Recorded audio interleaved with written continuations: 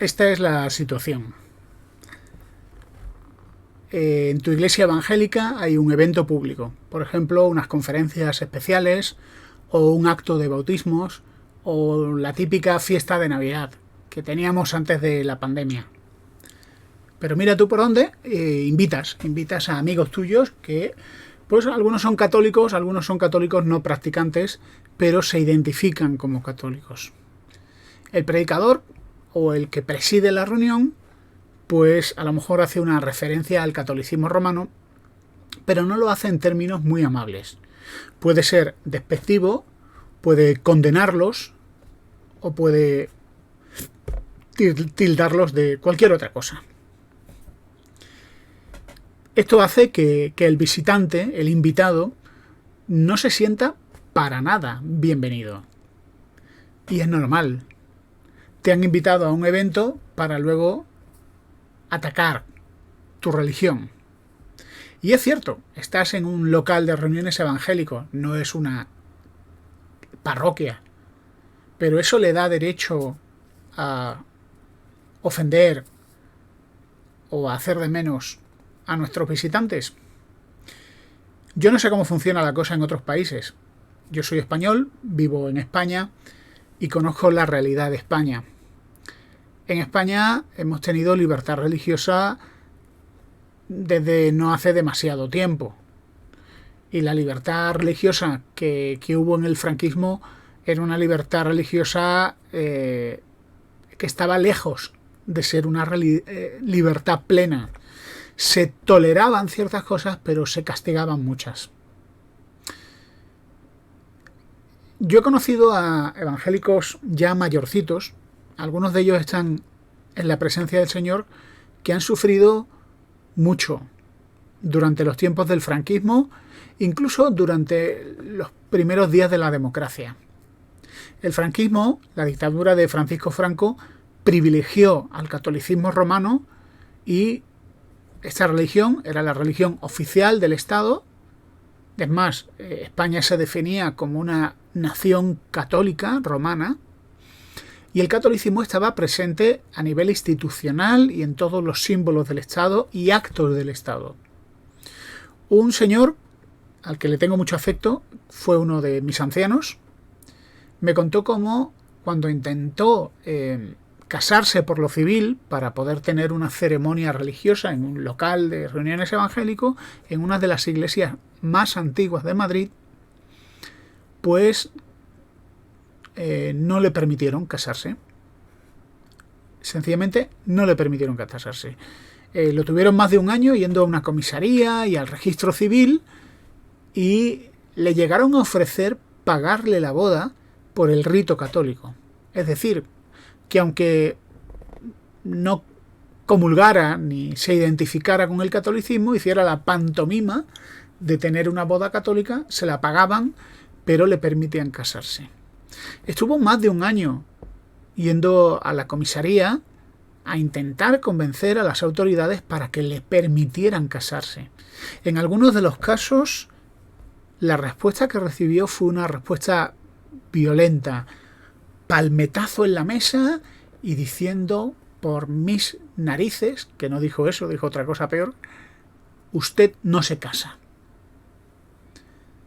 Hubo gente que sufrió mucho.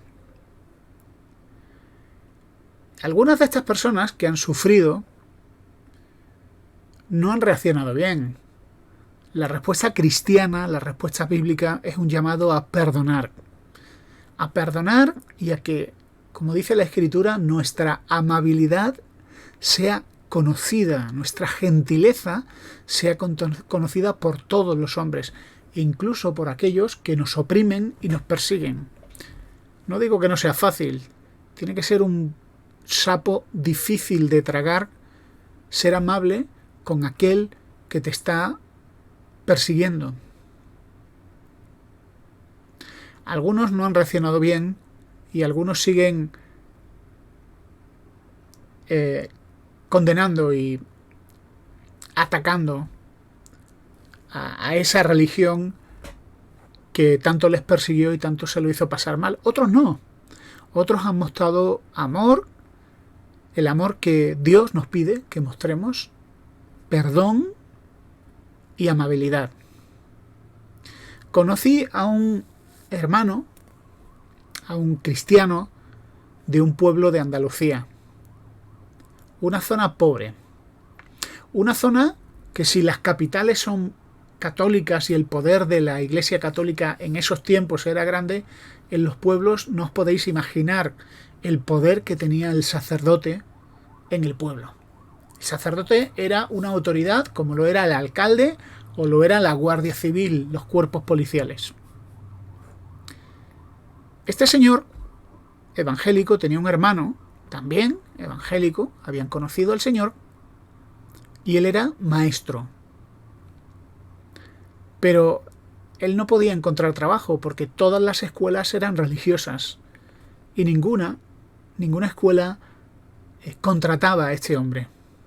Finalmente este hombre, el hermano de este señor que conocí, terminó en la cárcel bastante tiempo por el solo crimen de ser cristiano evangélico, ser protestante.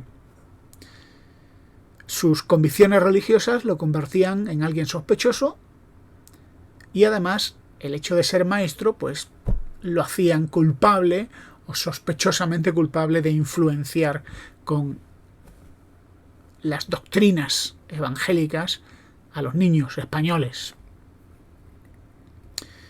Con el pasar de los años llegó la democracia y le llegó la libertad religiosa a España, libertad que hoy disfrutamos. Y este hermano, este señor, pues cantaba en el coro gospel de Madrid. Y en una de las ocasiones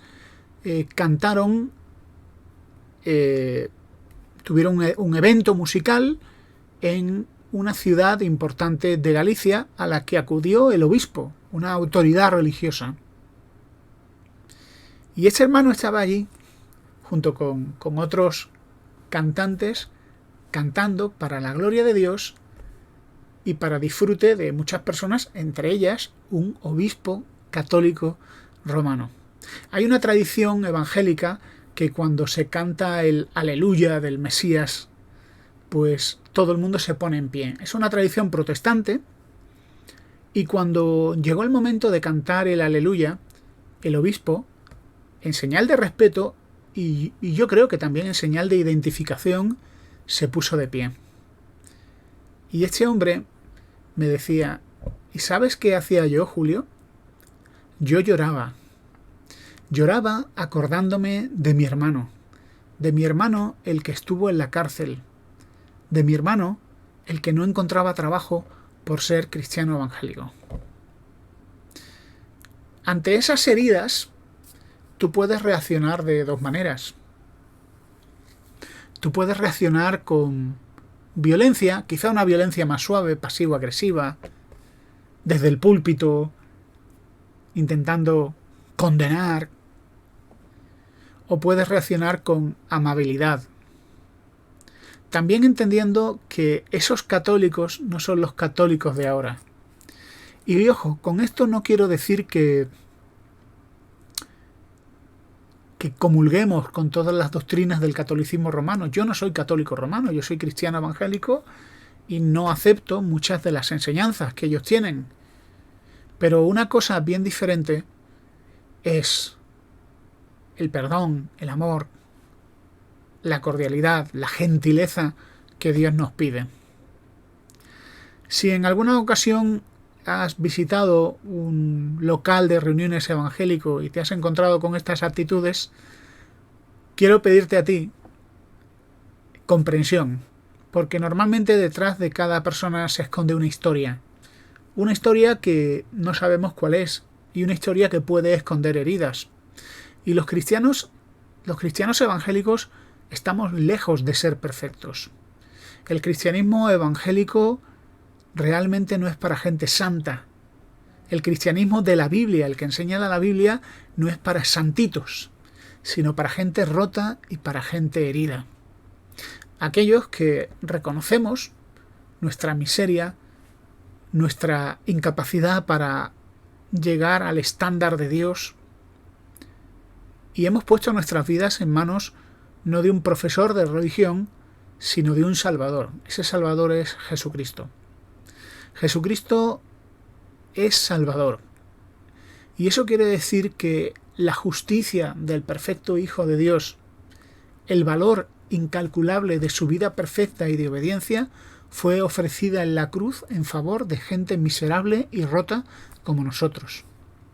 Así que el cristianismo no es para santitos ni para gente perfecta, que no lo somos, sino para gente rota y para gente herida por el pecado y por la miseria moral y espiritual. No te extrañe ver gestos feos en cristianos evangélicos. Somos personas normales. Pero el valor de lo que creemos y enseñamos no reside en la ejemplaridad, que no siempre lo es, de nuestras vidas, sino en el valor incalculable de la vida perfecta de Jesucristo, el Hijo de Dios. Él mismo dio poder a aquellos cristianos españoles a vivir a través de una dictadura que les reprimía, predicar el Evangelio, consumir sus vidas para que muchas personas en pueblos de España pudieran tener la Biblia en sus manos y pudieran creer en el Jesucristo del que habla la Escritura y no del Jesucristo del que habla la religión. Ellos sufrieron muchísimo de autoridades locales y de personas que no conocían ni entendían el mensaje de la Biblia, el mensaje del Evangelio. Y aún así siguieron adelante. Dios nos da poder para perdonar. Nos da poder para tener paz a pesar de las heridas y tener consuelo, un consuelo más fuerte que las heridas que nos hayan podido hacer. Así que espero que este vídeo te haya ayudado a entender un poco cómo somos y qué creemos. Hasta pronto.